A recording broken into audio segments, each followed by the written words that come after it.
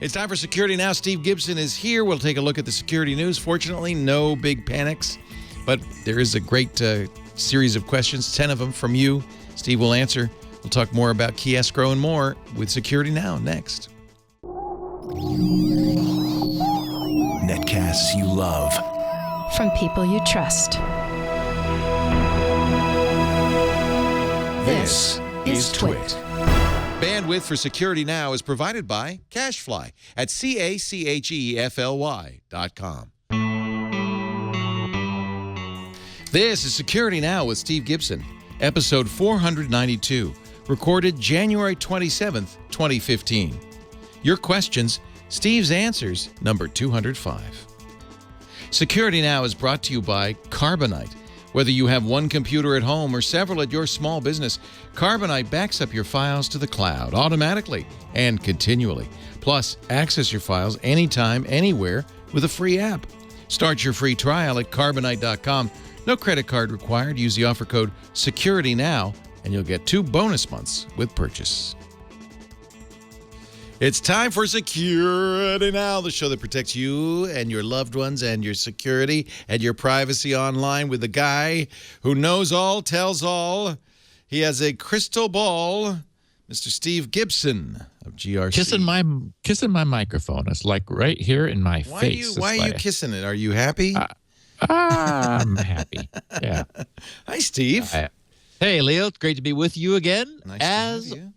Always in our 10th year of this weekly podcast. Jiminy Christmas. Holy cow. We finally do have a Q&A since the world has left us alone. It's really been actually kind of quiet on the security front. There were a couple stories that just broke as I already had set up the podcast and made PDFs of notes and things. So, for example, there's a ghost vulnerability that's just been was published in something called OpenWall that looks like it may have remote exploitation capabilities. So we'll cover that next week. I didn't want to run around and go crazy.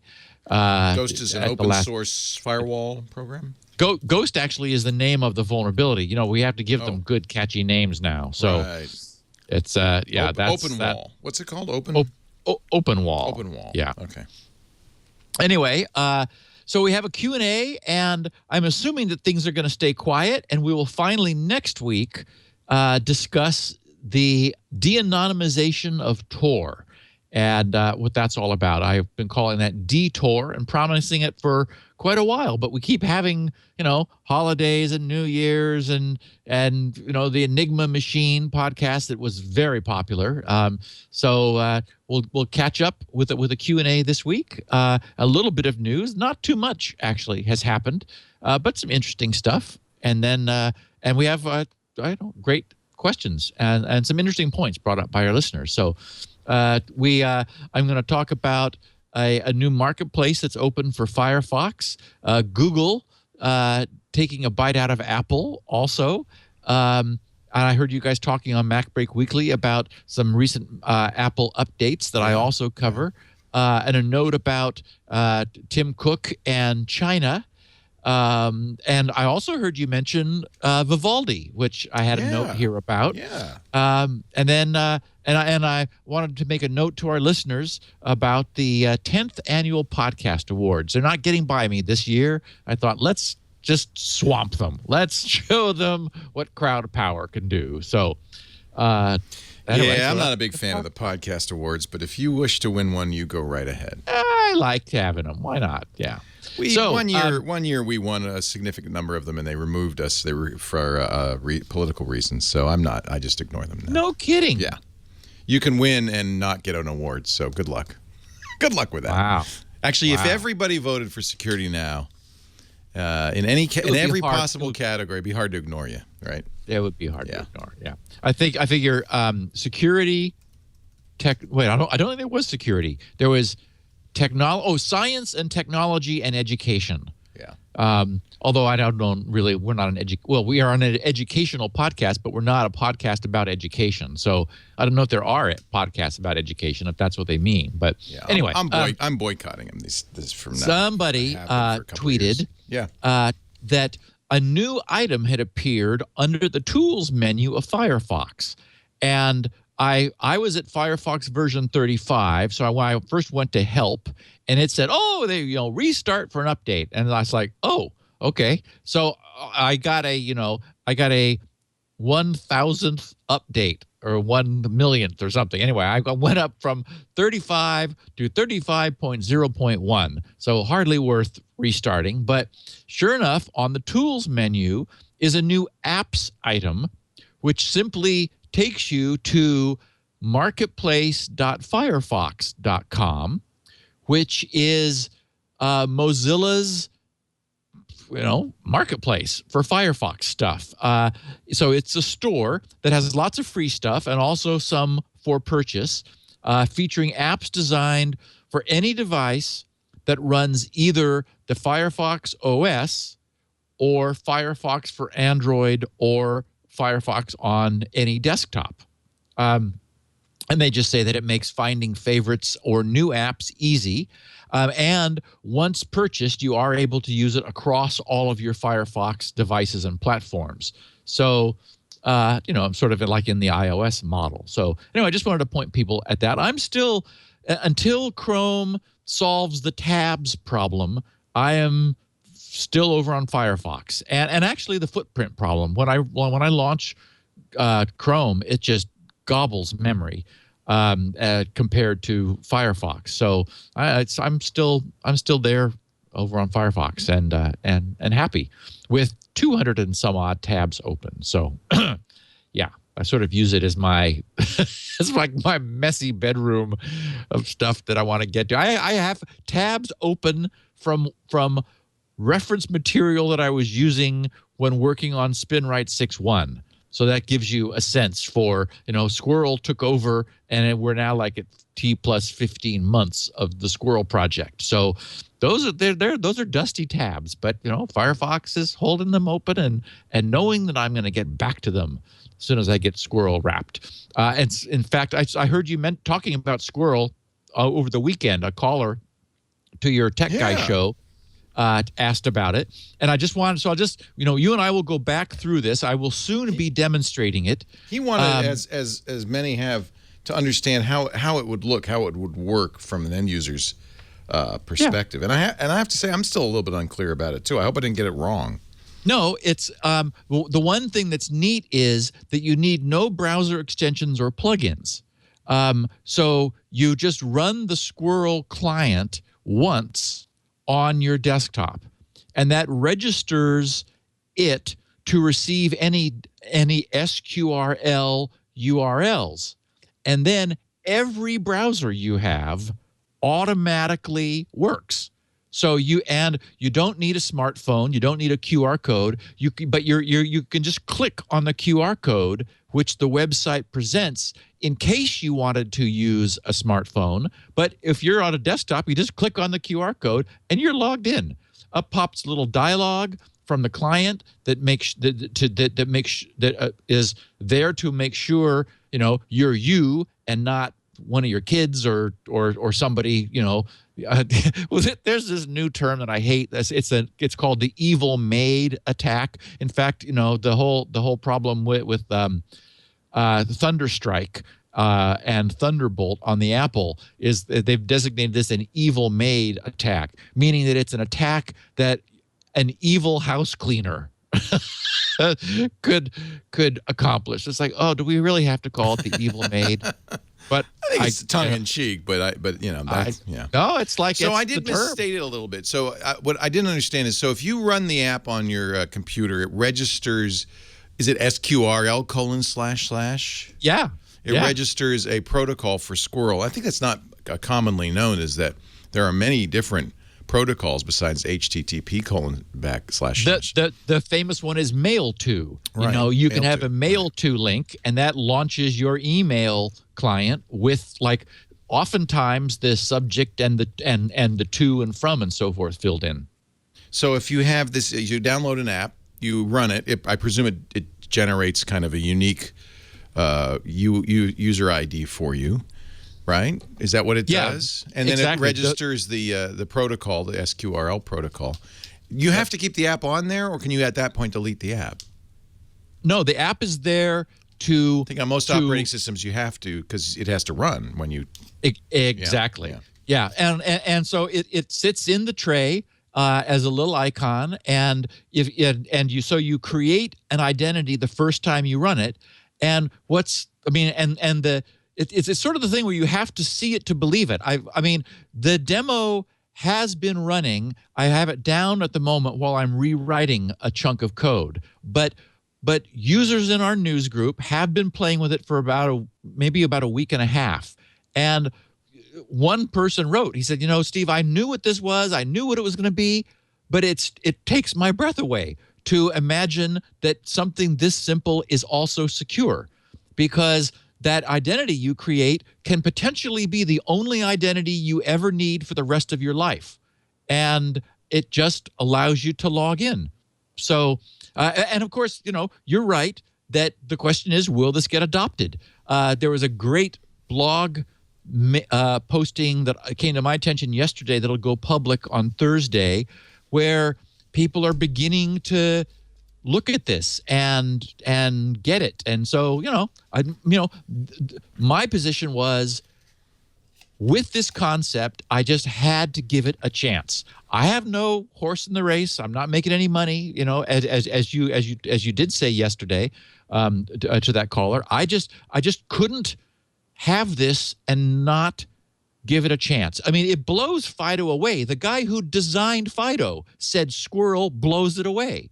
So we'll see, anyway. It requires, and this is what I said, it requires, unfortunately, companies with their own stake in all of this, unlike you, to adopt it. I mean, if Google and Yahoo and Facebook don't adopt it, and they all have their own kind of, well, not Yahoo, but Google and Facebook have their own authentication stuff they want to do, then it makes it hard for it to succeed. But I guess a ton of independent websites could adopt it. There's no reason. I've already got queries coming from independent websites. Yeah. We've got a group who have a full Drupal drop-in library, so that any Drupal site can just add this side by side. The idea is that it doesn't replace username and password. It just sits next to it.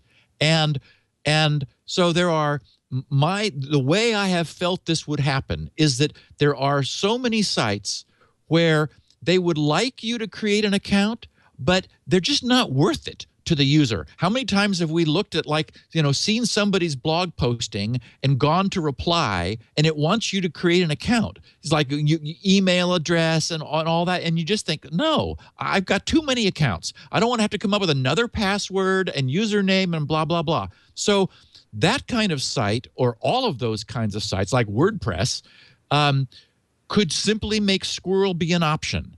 And what happens if I've done that with that site and then I want to go to it on mobile? How does that get solved? The identity is transportable. So, for example, on my client, you can display your identity as a QR code and then snap it with either the Android or the iOS client, and that transfers your one identity onto your mobile device or devices. And then that same identity can then be used to log in there. And so I mean, it is multi-platform and universal. You'd have to have that Squirrel client on your mobile device, or no? Correct. What is the mechanism on mobile? Because I don't think you have. Do you have that protocol mechanism on mobile? Yeah, it's all there. So if you go to a site that you've previously registered a Squirrel ID with, you go there, you see the QR code that says use Squirrel, you tap that, and then it will launch the program and it will go back to the Squirrel. And that works on iOS? So yes, but there's two ways on a mobile. So if you're the term I have is same device login or cross device login. So say that you're at a hostel kiosk, or you're at a hotel executive lounge where they make some PCs available, and you want to log in to your Southwest Airlines account. Well, the last thing you want to do is put your credentials into this this alien PC that you have no control over. So if Southwest adopted Squirrel, then the Southwest login would simply have a little QR code next to it. So you would use your phone with the Squirrel app to snap that QR code. And with doing nothing else, you are logged in on that PC without entering any credentials. The page changes and it says, "Oh, hi, Steve. Hi, Leo. And what do you want to do?" So your phone uses the QR code to identify the page that you're looking at on the computer where you are, and then it transacts with the website to assert and verify your identity. And then the website says, "Okay, we now know who is looking at that login page for Southwest, and you're logged in." So, I mean, in a way, it's sort of you have to sort of see it to believe it. It's like, holy crap. And it's, the crypto is solid. So anyway, you and I will do a demo. We'll go through this in a couple of weeks. That's cool. You have a chance to use your brand new Dell XP, whatever it is. Comes February 5th. Yeah. I'm still a week off. Okay, cool. So, Google has. I did some more digging into Project Zero. We talked about it back in July when they announced it. And I remember we covered it on the podcast because when I was reading their announcement blog entry, I thought, oh, yeah, this is all familiar. We did this on the podcast.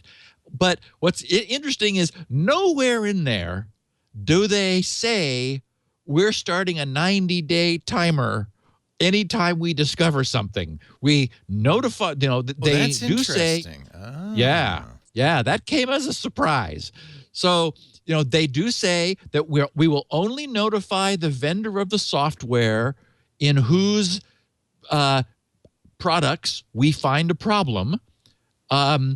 And they assert that the goal is to increase the security of online stuff.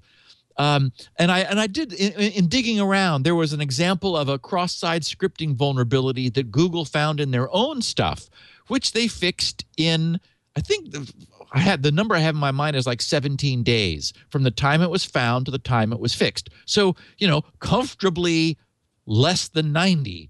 But the way this actually rolled out was that, as we have discussed, because Microsoft has been caught by this a few times, Google starts a 90-day timer when they inform the vendor, and the exploit goes public 90 days later. So the way to think about this is that this is just sort of, this all fits the pattern we're seeing Google adopt. Google has taken the position that nobody is going to fix things without being forced to. Thus, the whole, 2015 SHA-1, website certificate problem where Chrome is going to start, prematurely warning people that websites have certificates still using SHA-1 signatures, even though there's nothing wrong with that. It's like, okay, we're just going to push this so that it absolutely has been resolved by 2017 when Microsoft has decided they will no longer honor certificates that are so signed. So essentially 2 years ahead. And, the other things that Google are doing. And so this just sort of fits that. It's like, yes, we want, we're going to really tighten the thumb screws. And the point I made last week was that this does, it's a little tighter for Microsoft because a fixed 90 days has to mesh with their 30-day window of opportunity, every 30-day patches. And if they miss it by a day, then they have a potential exposure of 30 days. But because unless it's bad enough that Microsoft is forced then to do an out-of-cycle patch, they'd really rather have it fall on their calendar schedule. And so, in digging around in this, I saw other people noting that, this does create a dilemma for sort of the offline style updating where, Google has this sort of, on the fly Chrome is updating. I know that I've always got a process now running in my machine looking for updates to Chrome because it's running in the background all the time. Well, that's not the way Windows has set up to handle updates. And arguably, the Chrome model is different than the desktop OS model.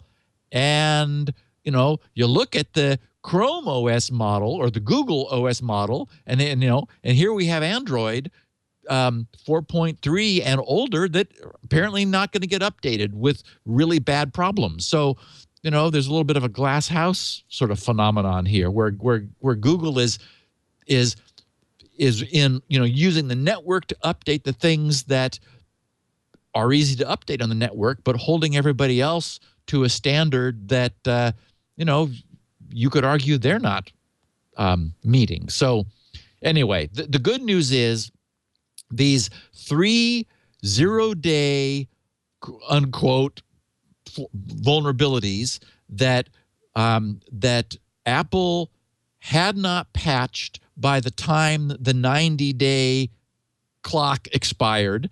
Apple was informed on October 20th, the 21st, and the 23rd about problems number 130, 135, and 136. Google just numbers these things sequentially. And so 90 days later, on January 20th, 21st, and 23rd, they went public per this schedule.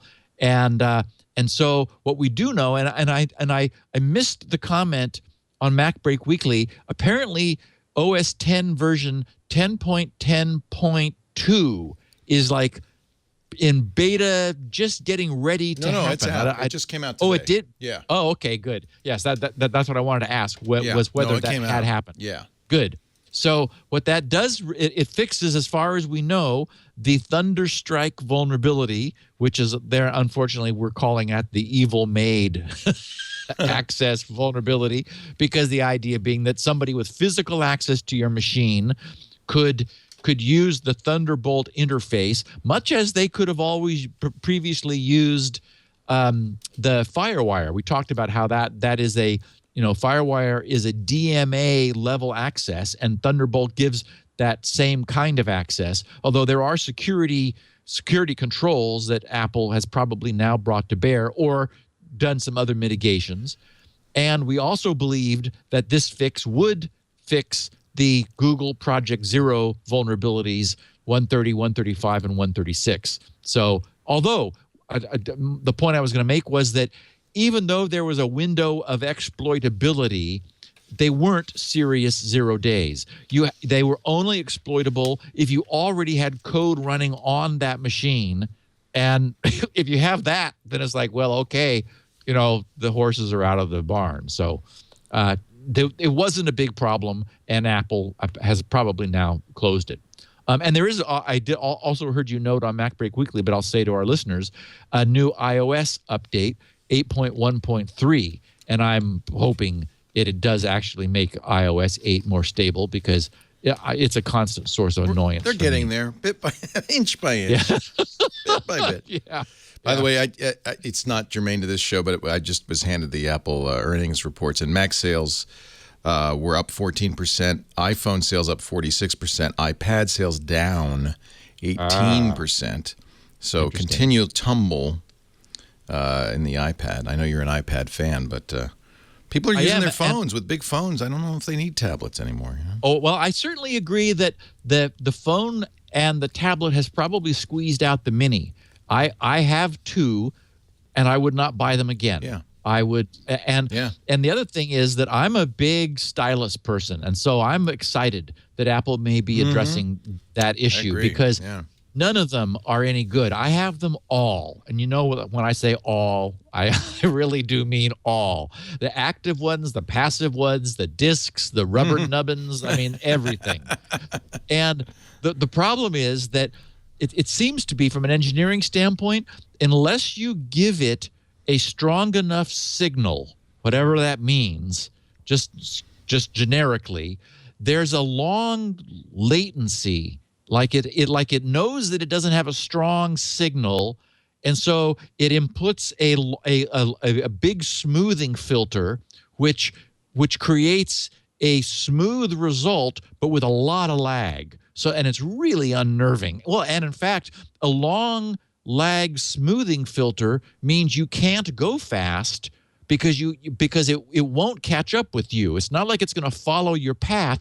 It's always looking at a lot of history and averaging it, which means if you do something quickly, it just does a little small nurch, which is the technical term.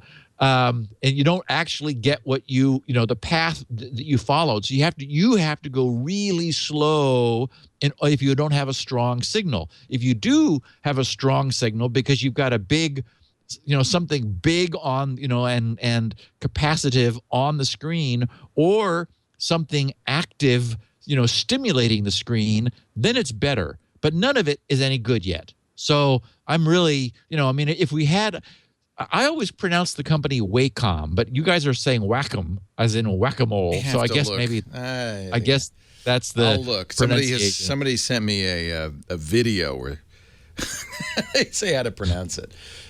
We know who you're talking about. Wacom, Wacom. Yeah. And boy, does that. And in fact, I have one of those cute little early HP tablets, the TC1100, and that's Wacom or Wacom technology. There's another company whose tablet I have anyway, and that technology is wonderful. I mean, it is full speed, smooth, and so I'm assuming Apple will do it right when they do it, and just unfortunately, well, not necessarily unfortunately, put all the other ones out of business. The early ones, they made their money, because I'd love to have. Well, in fact, you've talked about how much you like your Note.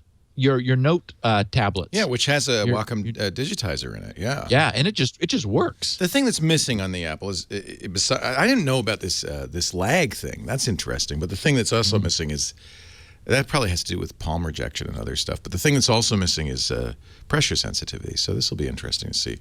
Well, there have been some interesting attempts. I have all the pressure sensitive styluses. It's weird what they're doing. Yeah, some use sound. The earliest ones actually use ultrasonic sound, which the microphone could hear. And so as you change the pressure in the stylus, you can't hear it, but the iPad's own microphone is picking up a signal ultrasonically, telling it how hard you're pressing. And then the newer ones use Bluetooth in order to communicate pressure through Bluetooth. And I imagine that's probably what Apple will do when they want pressure sensitivity. Like you, I don't care about that. Not only do I not need 1024 levels, 2 would be just fine, down and up. But I'm sure they're going to do it more for, it's for artists, not for us. Yeah. Yes, exactly. Yeah. And I think, they could actually put a digitizer in the screen. We'll see. Yeah. I mean, they could put a pressure-sensitive digitizer in there, and then. So this is a little interesting. I'm not sure exactly what this means, because some of the terminology is a little soft. But we do know that Apple's Tim Cook, CEO, met with executives or representatives from China's so-called State Internet Information Office, and Apple has agreed to allow China to cooperate in China's audits of their iPhone, iPad, and maybe just those two things. I don't know if it was the Mac, but their consumer-level products, in order to assure themselves, that is China, that there's no spying going on. Tim Cook reportedly told these executives that Apple products do not give data to third parties, saying we did not and will not provide a backdoor. And then the director of the department said the Chinese government needs to draw its own conclusions so that our consumers will be assured. So it's funny. There's a certain amount of irony in that Apple has put privacy in its products to make the Chinese happy. Yeah. It's a little irony there. By the way, Apple's earnings, 74.5 billion, up 30% year over year. Wow. Big quarter. We knew that would be 74.4 million iPhones sold. That's a lot of iPhones. Yeah. Well, no, it is the Christmas. It's actually their Christmas quarter. So right. It's their big quarter. So. Wow. Nice. Yeah, and it was funny to hear you guys talk about the amount of iTunes store app sales immediately following, because of course everyone's yeah, $500 million in the first week of January. $500 million worth of sales. Wow. Wow. Yeah. Wow. And for people who used to love the Opera browser, one of the co-founders of Opera, Lord knows what he paid for this website, or they, Vivaldi.com is their site, Vivaldi.com. And actually, Vivaldi is one of my favorite classical composers. Very pleasant, relaxing music. That's the name of the new browser. It will run on Windows, Mac, and Linux. It uses one of the nice products of Google's work. It uses the Chromium Blink rendering engine. So we're past the point where it's really feasible for someone to start from scratch and build a rendering engine. Unless you're as big as Microsoft, but any normal company, yeah. Well, and do you think Microsoft rebuilt their rendering engine, or do you think they just basically I've heard conflicting reports for this new Project Spartan, the new browser for Windows 10. At first, Mary Jo and Paul said, no, it's the same rendering engine. But I just saw a report today that they've written a new one from scratch. So I don't know. And one also wonders how much from scratch it is, right? Given that there's so much open source, really good rendering engine technology. Remember that there was some question when Microsoft announced that they'd come out with a brand new internetworking stack for, I think it was Windows 2000. It bore some strange resemblances to the FreeBSD stack, which was highly regarded at the time. It's like, okay. Why write a new stack, really? Come on. Really, why would you? Now, as Microsoft, you really can't fess up to that, but, you scramble it up and change a lot of variable names and things and say, oh, yeah, this is. Oh, in fact, it had some similar bugs. Oh, see, that's the giveaway. Yeah. Well, the bugs are the same. Yeah. So have you tried Vivaldi? What do you think? I haven't. I like what they said, and the way they characterized it was, we're not creating all new guts because why would you? Guts are done. Right. What we care about is the user's experience, and they're deliberately aiming this up market to our kind of listeners, to power users. They have an interesting tab combining feature that allows for economizing on tab real estate consumption when you're like doing research within a given area. There's a way to combine it. Apparently, it is heavily keyboard oriented, so lots of shortcuts, so power users can use the keyboard to jump around within this browser and get a lot of fast work done. And there was something that I thought, okay, well, this is not exactly. This reminds me of TV screens I'm seeing now, where it figures out the overall coloration on the screen and then backlights the TV screen, sort of, to give your living room that color. Well, this unfortunately sort of fades the chrome to the fades the coloration of the UI to fit the page that you're viewing. It's like, well, in that case, it's going to be white whenever you're at grc.com. Because it looks like it's still black. I'm glad to see. I'm on. This is Vivaldi rendering. You got to always test your page to see. It looks all right. Looks pretty good. Let's see. Yeah, the menu works, and your stuff's all there. Well, of course it is. Steve wouldn't make a bad site. No, I've got I've got simple HTML. Yeah, I got HTML from. In fact, I have embarrassing HTML from the early days. I just need to. I know stuff's there and it works. Even though I could go back and add. All my new pages use CSS extensively, but the old ones are still there and they still render, thankfully. So anyway, for people who loved Opera, Vivaldi.com. It's at technical preview level now. Things like sync and mail and extensions are coming soon. So it's not there, it's not finished. But if somebody wants another browser, I'm not sure why, but for the features that it offers, it might be the thing for you. It's pretty clean. So I will just say, because it's here in my notes, podcastawards.com. Voting is not open yet, but it's only right now. It's nominations. And I'm sure enough people have put Security Now in nominations that we will be there. But for what it's worth, for people who want to make me happy, podcastawards.com can nominate Security Now, I think, for science, technology, and education categories. And when voting opens, I will let you know again, because it would be fun just to sort of show some feedback from our listeners. And then all you have to do for the podcast URL is either use grc.com or twit.tv. Either one would be fine. Oh, in fact, it's funny. I saw a tweet. Someone, all they tweeted was grc.com or twit.tv. Oh, they must be talking about this, yeah. Yes, until you mentioned that, I didn't know what they were tweeting. It's like, what's the question? So, yeah, that's exactly what. Let's see. Please type something in the name text field. Yeah, please type something in the email. Oh, I see. I have to give them my name and address. Okay, well, there you go. I think it ought to be twit.tv. I mean, that's, it's your network. If it depends what they want, is if they want a feed address or if they want just the website address. If you put Security Now, there's no one who doesn't know what that is anymore. So I used to look at how many hits I got on Google back, 9 years ago. We sort of. I think just do it. Podcastawards.com. Yeah, thank you.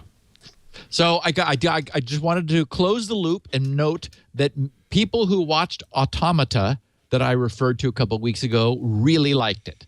That was the funky, God, I keep thinking Claude Van Damme, but it's not. It's the other guy.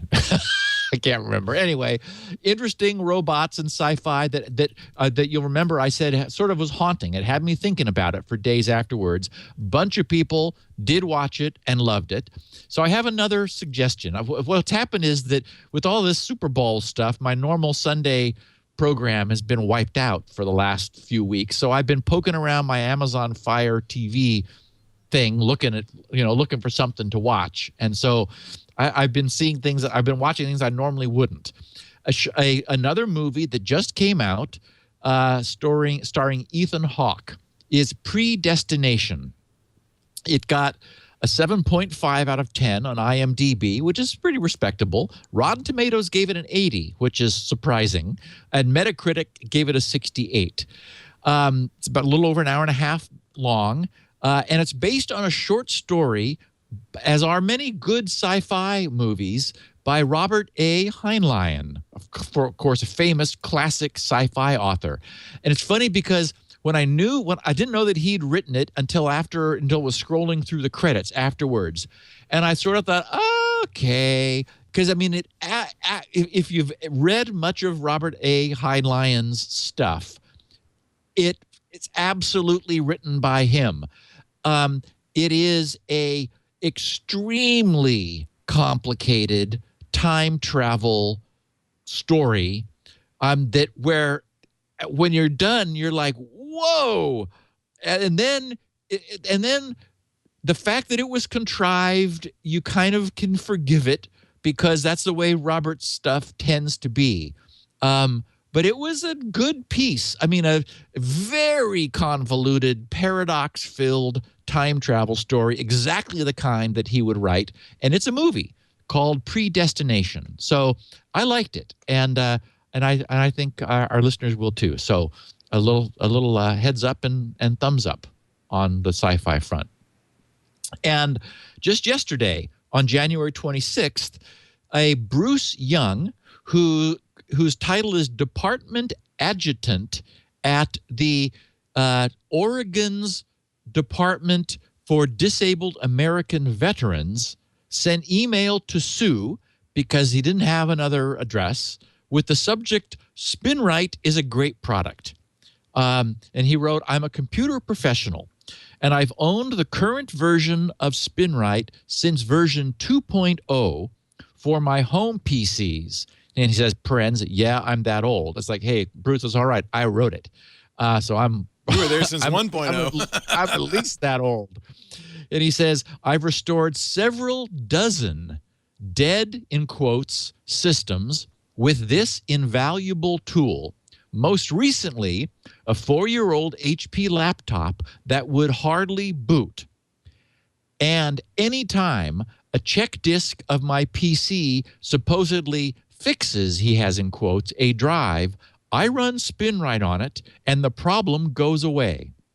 Sure, it takes a while to run, but if I kick it off before bed, even the biggest troubled hard drive is finished by the time I get home from work. And lest anyone think this tool is for techies only, the interface is easy enough to use that any computer owner can run it.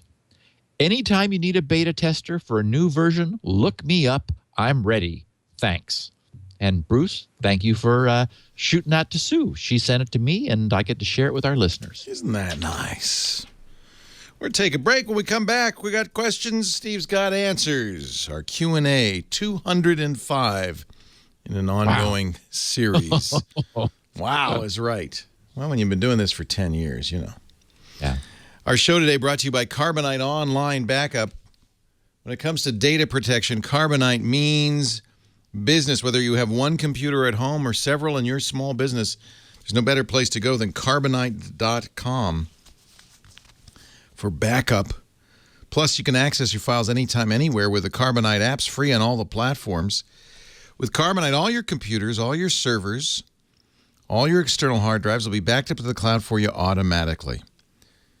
That is such nice peace of mind. Now, if you go to Carbonite.com, you'll see they have business plans and personal plans. In fact, I'd get one for home and office. That's what we do. Start your free trial today at Carbonite.com. You don't need to give them a credit card to try it for free. And when you use the offer code SECURITYNOW on the trial, you'll get 2 free bonus months on any of these when you decide to buy. Take a look at what Carbonite can do for you. A cloud backup, everybody knows it's the best. Carbonite's nice because it's automatic. Once you install Carbonite on your computer, it's as little, by the way, as $59.99 a year for everything on a single Mac or PC. It's backing up. As long as you're connected to the cloud, it's backing up. So your data is safe. You can get to it anytime. I love it. Carbonite.com. Try it today. Just make sure you use the offer code SECURITYNOW to get 2 free months with purchase. You got to back it up to get it back. Do it right. Carbonite.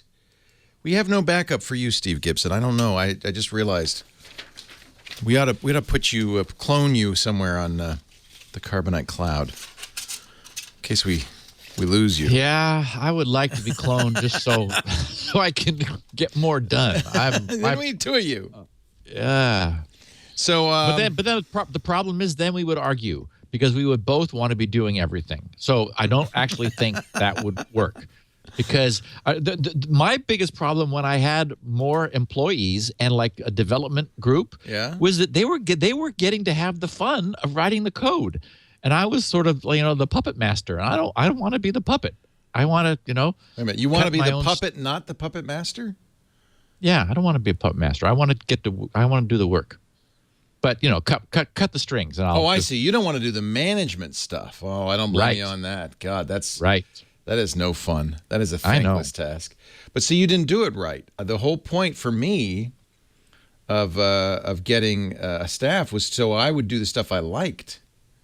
And they would do the stuff that I didn't want to do. And that is now my world. I have Greg for tech support, and I have Sue for the books. Yeah. And it's like, thank you very much. So I hired editors, money people, HR people, that kind of stuff, so I don't have to worry about that.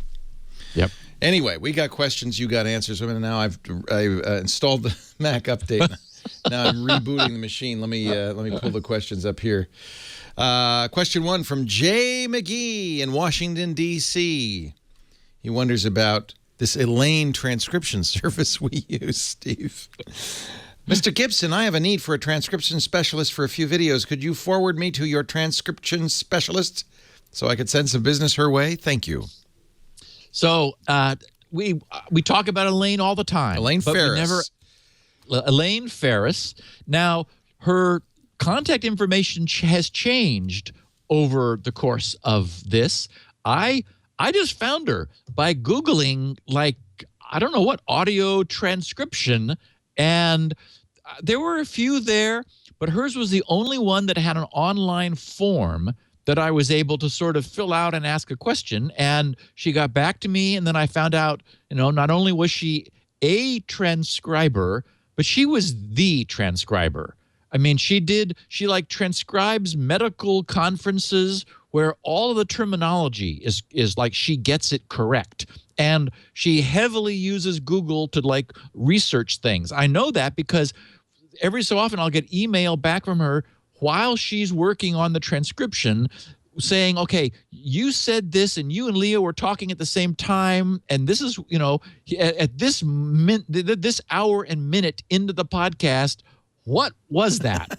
I mean, so she really cares. That's and nice. So it's fabulous. So she used to be on-sitemedia.com, but she now that's like formerly known as, she now calls herself edigitaltranscription.com. All one phrase, edigitaltranscription.com.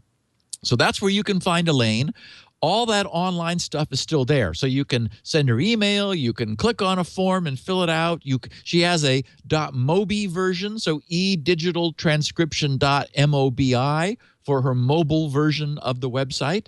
And as everyone who listens to this podcast knows, I could not over-recommend her. I mean, I can't overstate what it means to use her. She's not the cheapest solution there is, but she is the best, and that fits me. It suits my needs and the needs for this podcast. So I recommend anything technical, or even if you just want them right, if you want them done right, edigitaltranscription.com. Very good. Now, by the way, other shows are transcribed on this network, and we use a different service, which I just asked. I just ran out in the studio, say, who knows who does our transcriptions? And nobody knew. So, good. Yeah, Elaine. So Elaine. But no, this is a service that's been doing, not all of our shows, but I think about half of our shows now. Inspired by you and Elaine, we decided we ought to have transcriptions. Well, it makes audio and video podcasts searchable. That's a big deal. So, yeah. That's the main reason we do it. Our next question from Elliot Kovacs, a 12-year-old listener in Wellesley, Mass. I love security now! Exclamation mark, exclamation mark. On a previous episode, you said printers leave a watermark on paper. I was wondering if there was a way to see this watermark. I hope I get on security now! Exclamation mark, exclamation mark, exclamation mark, exclamation mark, exclamation mark. I'll just call them bangs from now on. Bang, bang, bang, bang, bang, bang, bang. I'm only 12 years old and I'm very interested in security. Thank you, Elliot Kovacs. The end. So it is the case. They're invisible, right? They're not. Yes. Yeah. Well, they're not invisible. They're just very hard to see because they're yellow. So color laser printers use deliberately on every page they put out, put yellow dots on the paper.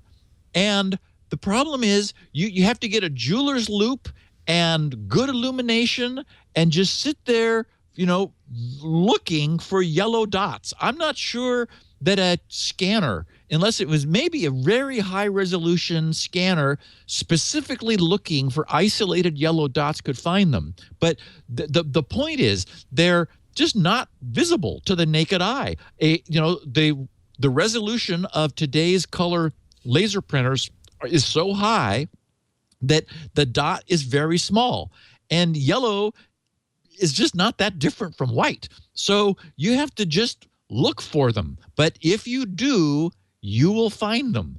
And you'll think, oh, it's just some dust. No, that was put there on purpose. That is the serial number of the printer which printed that page. And I remember it sort of surprised everyone when this came to light. It was like, what? My printer is tattling on me? It's marking everything I print for, like, who knows why. Well, I can tell you why. It's law enforcement. Yeah. So they've been able for years, you could always tell which type, you could match a typewriter up. Yeah, in the old... Because they were so non-uniform.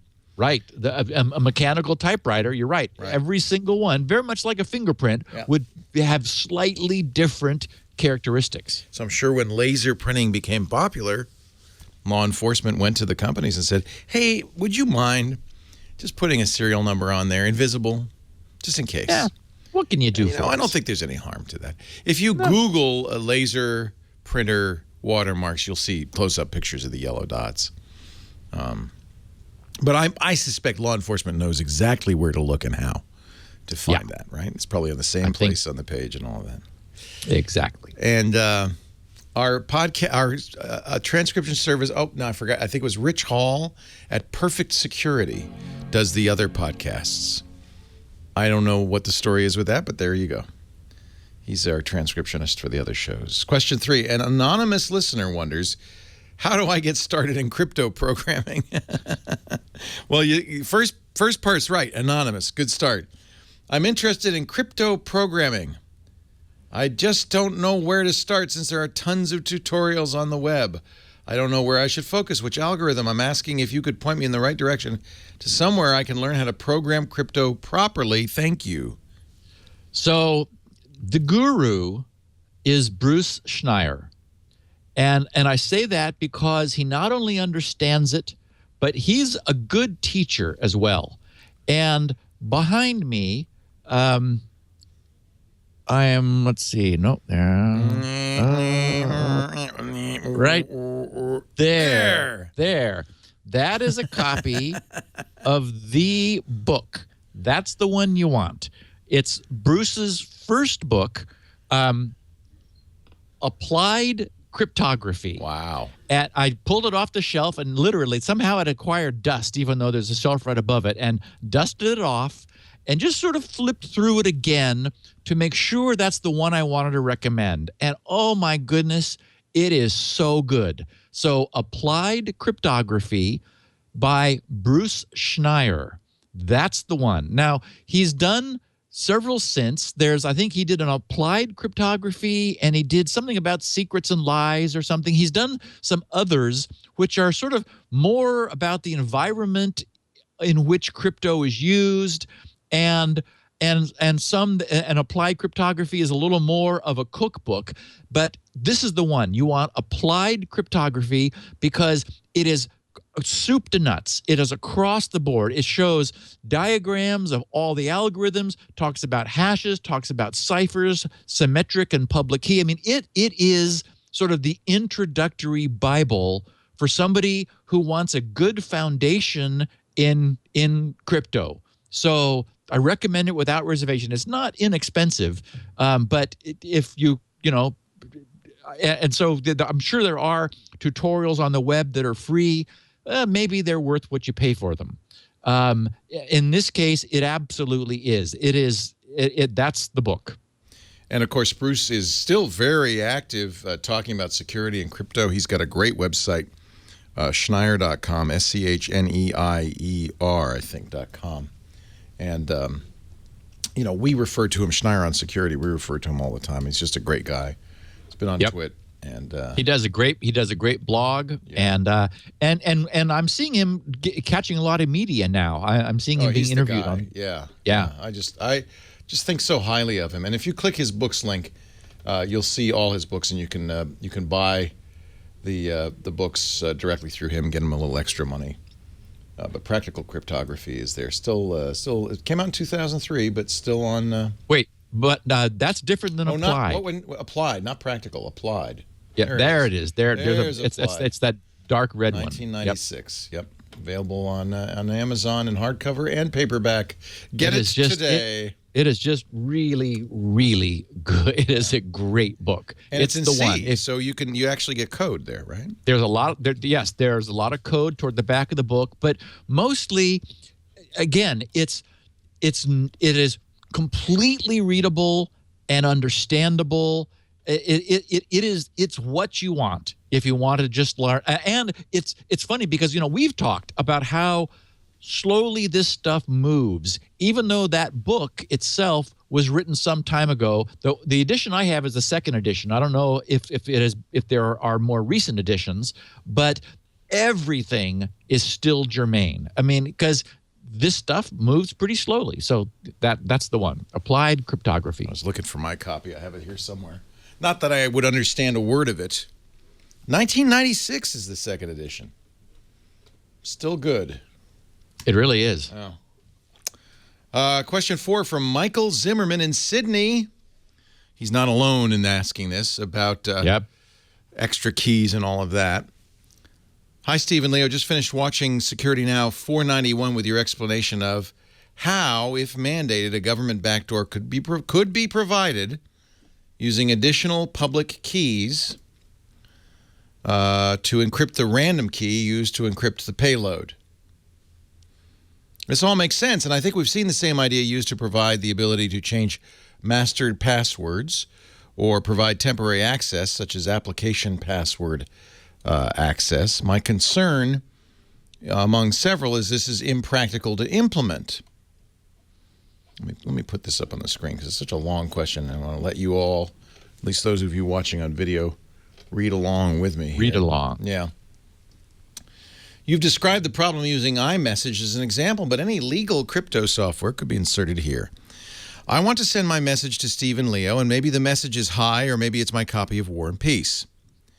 The message is encrypted with a random key, and a header is, well, not exactly a random key, but anyway, and a header is attached with Steve's encrypted version of the key. We also attach a header with Leo's encrypted version of the key.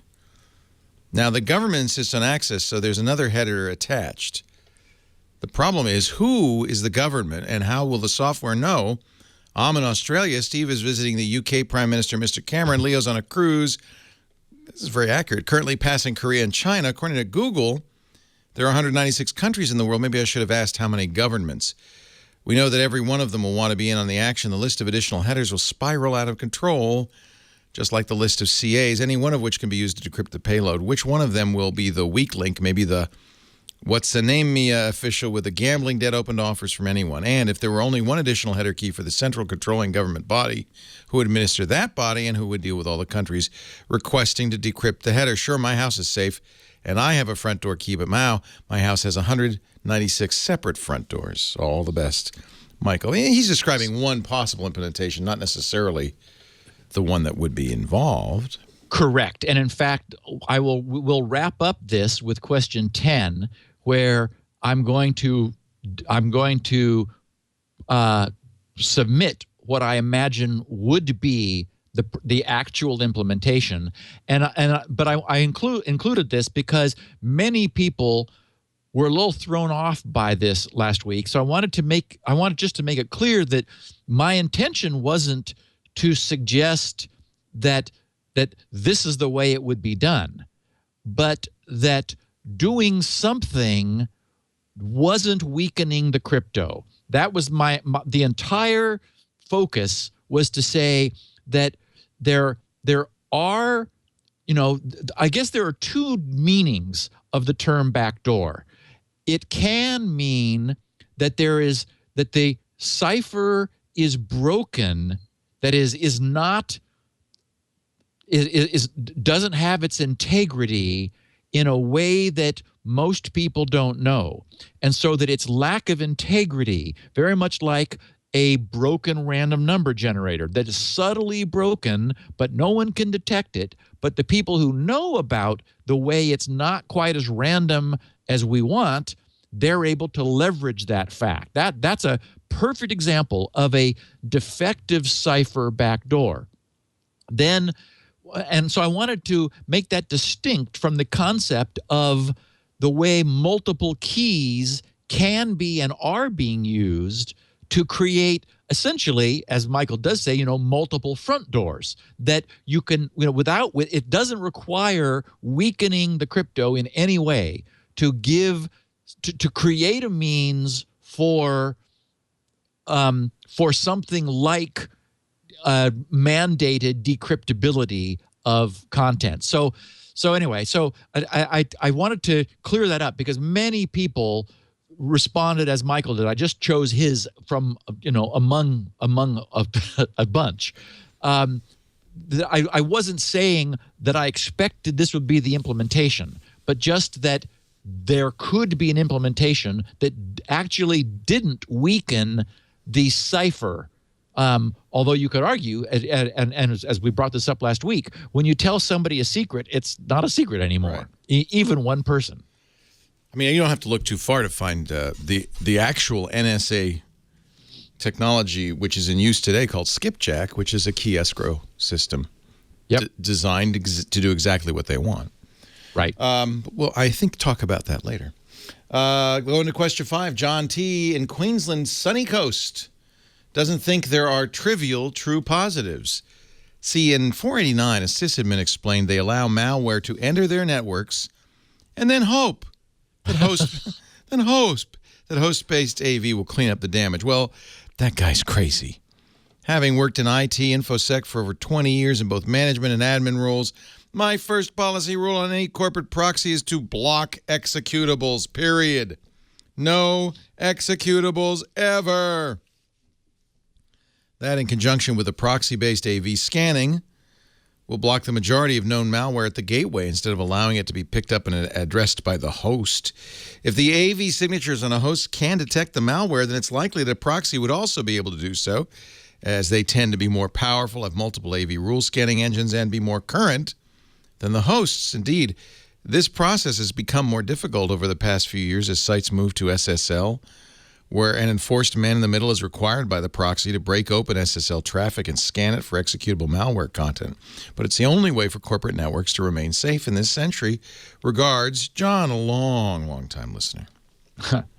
So I just wanted to present that counterpoint to the notion that we talked about before of local hosts cleaning things up. That's an approach, not the one that John suggests, and I was this sort of was brought to the fore for me because about a week ago, someone wrote to a SpinRite user wrote to Greg saying that he had I think it was an original PC XT, or he had a really old system, and neither SpinRite 6 nor SpinRite 5 would run on it. Could he get a copy of 4? And what has happened is over the years, some really tasty opcodes that I've wanted, like byte swap, allows you to swap the bytes in a single instruction. And the original chip in the PC didn't have it. But when the world had moved to 386s, I waited a while, you know me. I mean, I waited a decade, and then I said, okay, it's safe for me to use a byte swap instruction on the PC. But not if you actually do have an 8088 or a 286. Anyway, the point is that he was a SpinRite owner. I sent him a copy of SpinRite 3.1, which I was absolutely sure would still run on an original, 4.77 megahertz 8088. I couldn't get it to him. I kept trying. I zipped it, I encrypted it, I did everything I could. And whatever he had that was, the email just bounced. I could not mail it. So finally, I gave it a quiet place to live on my server, and I sent him a link, and I said, okay, I give up. I can't get this to you. Here, you go get it yourself. And then as soon as he told me that he received it, I removed it. But boy, it is not easy to get anything executable into someone's network these days. As it should be. Correct. It wasn't malicious, but quite the reverse. But still, he was well protected, and that's the way it has to be. Yeah. So if you had zipped it or somehow obfuscated I did. it didn't. This thing looked in the zip. was It smart. saw that it. That's so good.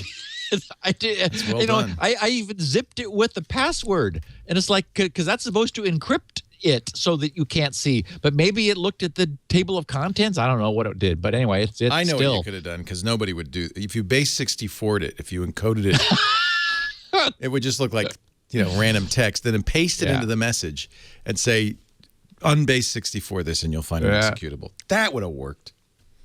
Naif Al-Harbi in Saudi Arabia wonders about the safety of renewing a certificate. Steve and Leo, Security Now listener since December 2012, really enjoyed learning and listening from you.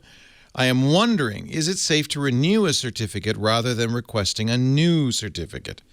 I know that making a new certificate is much more involved, but I feel it's more secure. Now that's interesting. It's something we've in all of the time we've been talking about certificates, this has never come up. So I love the question. What he's talking about is the issue of rekeying when you renew, and it is a choice. So we have a certificate, and remember that what a certificate is our public key, which is signed by a certificate authority with an expiration date. So, and we know why expiration dates are important, because certificates can be bad and we may have to blacklist them, but by having it expire, that self-blacklists, meaning that the blacklists don't have to be forever, they only have to be with some slack outside of the expiration date. Then we can prune off of the revocation. So the CRL, the certificate revocation list, any management only has to live past the certificate's own self-demise. So that means that every few years you need it renewed. Now, it isn't technically necessary for the owner of the site to generate a new key pair. It's certainly possible, and I've done this in certain circumstances, and I'll explain, to simply have the existing certificate, that is the existing public key, re-signed and then redated. So you can do that. And so all that's really happening is that you're saying we're taking the existing public key and automatically the secret private key, and we're saying, as far as we know, they're still good. They have enough bits in them to be as secure as we need them to be for the expected lifetime of the certificate, which is never more than 3 years. So I don't feel like going through all the hassle of generating a new key pair. Let's just update the signature, re-sign it, and give me a few more years on the existing key pair. Okay, the general feeling is if you rekey and don't extend the expiration, that's always okay.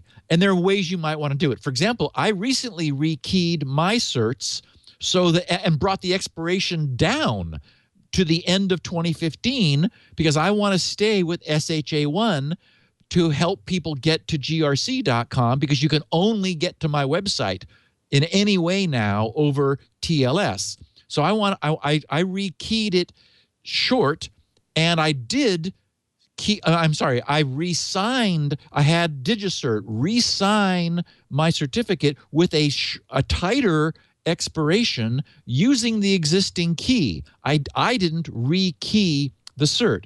And they also gave me an SHA 256 cert on the original expiration schedule, which was I think in 2016 or 17.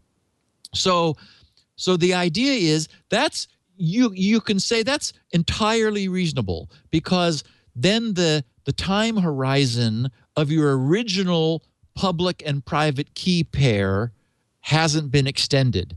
Now, it is the case that you could argue, hey, these public and private key pairs are strong enough that we're not retiring them because we think they're weak. We're retiring them just for the whole certificate hierarchy system.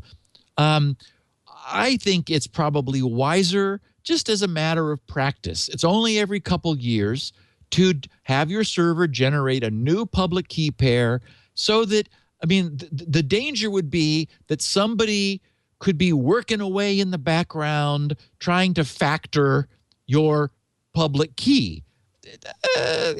We know that's not really going to be a problem because it's secure enough.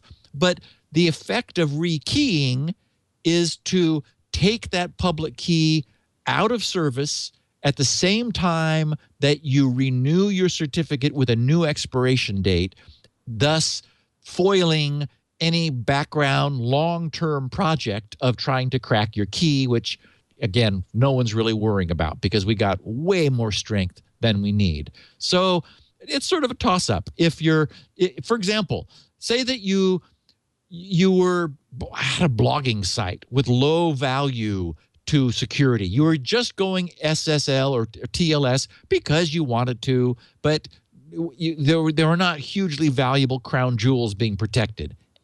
Then if it was inconvenient to rekey, you could just have the CA re-sign the existing key, and you're good to go for another 2 or 3 years. On high-value sites, I would say probably worth rekeying. But that is something we've never discussed, and it's interesting that people have a choice, especially if you got a great CA like I do with DigiCert.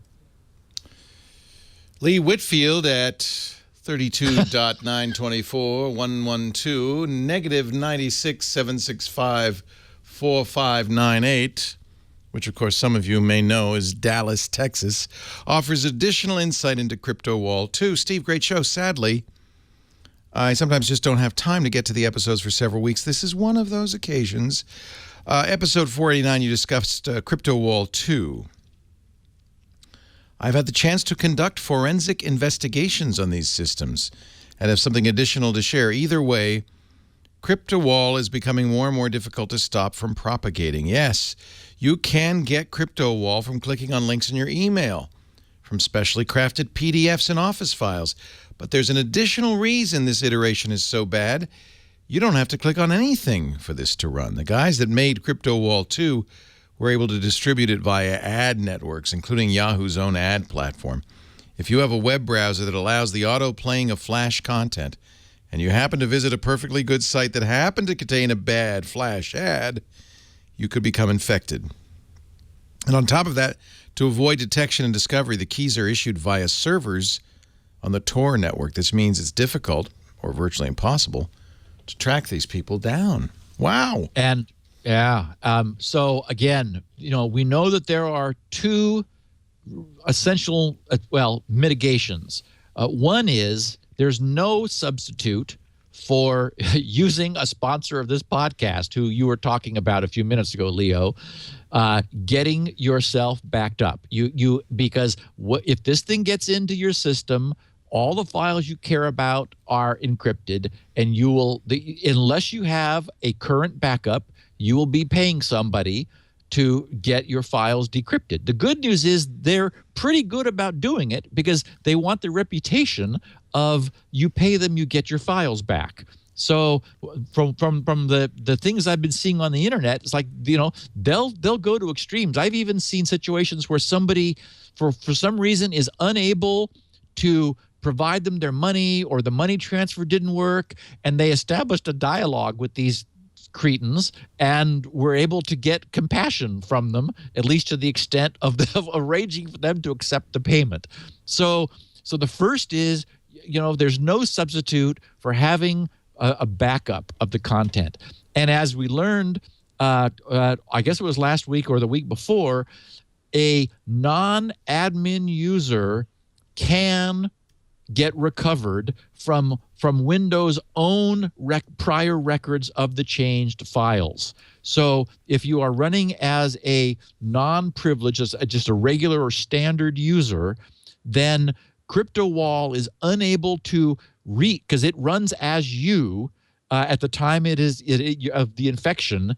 It is unable to reach into the privileged admin region of your system in order to also corrupt those incremental backups that Windows, the whole system restore system that Windows is doing for people. So I would say, until we come up with some sort of a solution, you need to be backed up, and you really cannot run as a privileged user. It's interesting too. I'm seeing people who are having this problem with at the moment with my Windows Squirrel client, because you have to be an admin in order to register that scheme, the SQRL : //. One of the features I'll be adding, it's on my to-do list of cosmetic stuff, is if it notices that you're not admin, it'll itself prompt you for the admin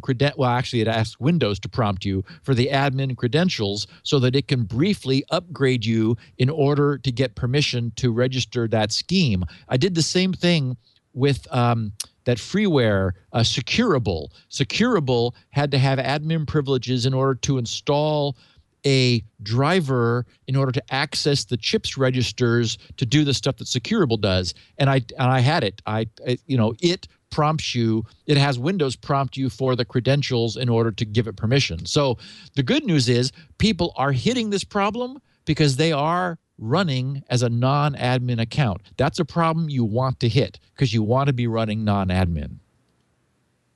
So you could right-click on the Squirrel program and say "Run as administrator." Yes, just for that one time. Yes, yeah. And if you don't, and Squirrel sees that it's unable to tweak the registry as it needs to, then it says, give me a hand out. Yeah. Give me a hand. Matt in London with our question 8 wonders how good Enigma really was. Steve, you threw some figures around about how many combinations there were on a 3-wheel Enigma device. But what does that compare to a modern computer? Like when you compared Squirrel's master key to the chance of the world ending every 11 seconds.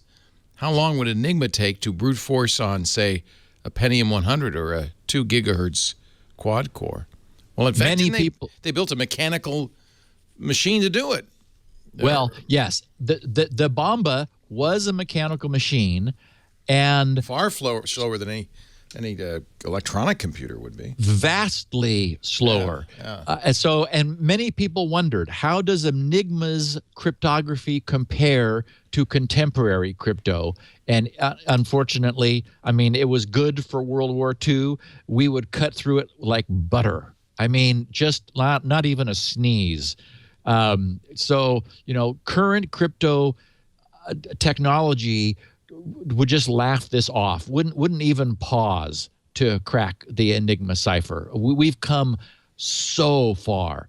One of the reasons is that it just actually wasn't that complex. We did discuss how, for example, a state-of-the-art crypto like AES operates on this podcast, and I was able to explain it to people. But the nature of the way it works is vastly different from being a polyalphabetic cipher, which is all that Enigma was. We don't, you crack polyalphabetic ciphers in your first week of Crypto 101 in college. Yeah. So, but it was good enough, and that's why they changed, by the way, that's why they changed it every 24 hours. They knew it was crackable with brute force, even by hand, within a certain amount of time. Yep. So, but it was good enough. That's the point. Oh, it was, given the computational, basically, they had to create a special purpose computer. That's what Alan Turing did, was a very, I mean, for the time, so sophisticated that nobody else understood how it worked. I mean, he's like, sat down and he designed a computer to electromechanical computer specifically to crack crypto based on his understanding of the constraints that the cipher mechanism put on the encipherment. That is, it turns out, and this was the stroke of genius on his part. He recognizes, the first simple thing that we talked about on the podcast was it immediately fell out of the design that no letter could encipher to itself. The machine made that impossible. So that's like a simple constraint. But it turns out when you look at it much more carefully, there's a huge, like a network of constraints. And if you built a machine to like probe this network of constraints, what it would do is, and this is what it was doing when it was like chugging away, it was testing potential rotor positions against a series of constraints and ruling them out. Nope, that won't work. Nope, that won't work. Nope, that won't work. And then when it would stop, it was because it found a series of settings that could function within the constraints that this Bomba had been programmed for. So then they would go and text, and they would use one of their Enigma machines and put that set of rotors in and see if the whole cipher made sense. The tiny piece they had would work. But the question was, does it all work? And so many of these were false positives. They would go back and push a button that essentially would say, okay, keep searching. And so it would start from that point and keep moving forward, looking for other possible rotor configurations that met the constraints that the Bomba had been programmed in. The point is, our current crypto, we have technology that blasts it away. But back then, that was amazing. That was good, man. Number 9 from Jonathan Blaine in Western Pennsylvania reminds us that the Astaro Sophos UTM is free for home use. Steve and Leo, my wife and I have been listening to Security Now for about 2 years. Really appreciate your efforts to educate on security. About 2 months ago, my boss and I were trying to figure out where my bandwidth was going. Actually, I was trying to figure out, my boss pointed me to the Sophos UTM, saying it was similar to the pretty amazing Palo Alto systems we use for work, but was free for home use. I see from a search on GRC that Astaro was a sponsor back in 2006 through 2008, and heard Leo mention recently Twit still runs the Astaro firewall. It certainly isn't trivial to set up, and my family has had to bear with me as I got Netflix working properly on their various devices, but it truly is a powerful tool for the somewhat more technical group of listeners of Security Now. It would be great if you had a chance to look at the free product, and if you think it's worthy, make a mention of it on Security Now, so adventurous listeners can experiment. Perhaps we could even share rules on common issues. Thanks again for everything, Jonathan Blaine, SpinRite owner, avid listener to Security Now. And I should say, it is what I still recommend. I recommended it to a close friend of mine about a month ago. I think you recommended it last week. I may have talked about the idea of taking an old PC with a couple of nicks. Yeah. And that's the one you want, is the Astaro Security Gateway. I love the fact that he said it took a while to get Netflix working properly. And that's kind of what you want. I mean, you want tight admission of stuff into your network.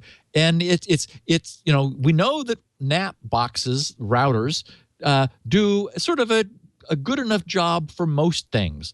But Astaro really goes a lot further. It is updating itself with patterns, and it is checking to keep bad things from coming in, which a router has no function for doing. So I like Jonathan reminding me to make sure that I tell people, they were I think they were the first sponsor for the podcast, weren't they, Leo? and they were with us They for were years. our first TWIT sponsor, actually, as well as a Security Now sponsor. And nice guys. Palin Schwab, who was the guy who bought the ad, has since gone on to other companies. And, of course, Sophos bought Astaro. But we always in the ads mentioned the free version of Astaro for download. That was part of the ad.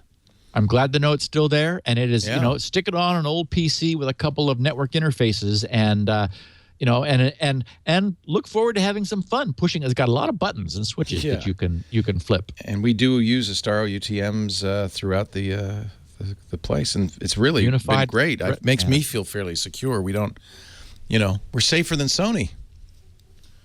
Gert Eriksson in Denmark muses about master keys to cryptographic backdoors. Dear Steve, a very interesting topic, although I have some concerns about cryptographic backdoors. For me, the two biggest reasons for advocating for encryption is to ensure private communication and to make mass surveillance unfeasible for private or government organizations. Nobody would argue that. That's right. Besides the obvious concern about a second front door, my concern is if there is a master key to that door, it only requires one court order, and the master key to all communication in the past and future is loose. And this is only for a single country's government.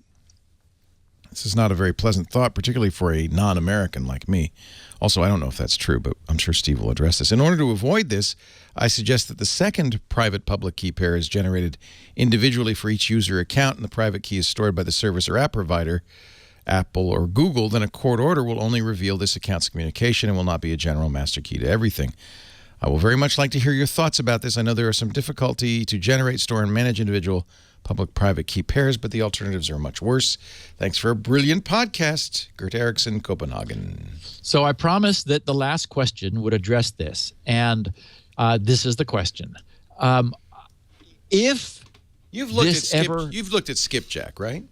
Well, yes. And if this ever happens, and we can hope it doesn't, but I'm skeptical, I think what would happen, the way this would actually get implemented, would be sort of just turning the clock back legislatively. That is, legislation which required Apple and Google, and essentially, we've already established that the cryptographic technology has already escaped. It is absolutely possible for two people to encipher so that nobody else can intercept their messages. We have that.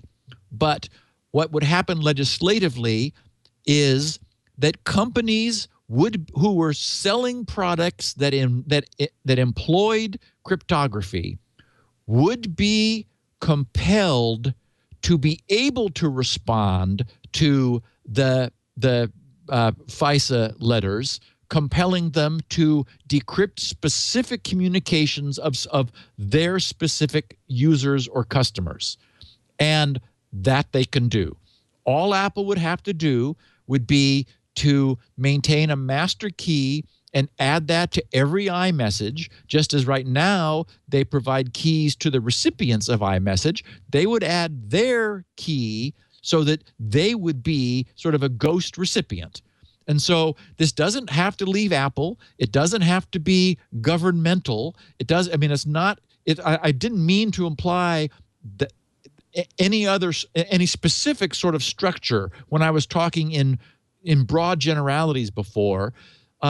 So I imagine if something happens, that's what it would be, is that companies, commercial entities selling products with cryptography would be whatever they have to do, and that would be left up to them. But they would be, instead of now saying we can't decrypt it, sorry, we don't have the keys anymore.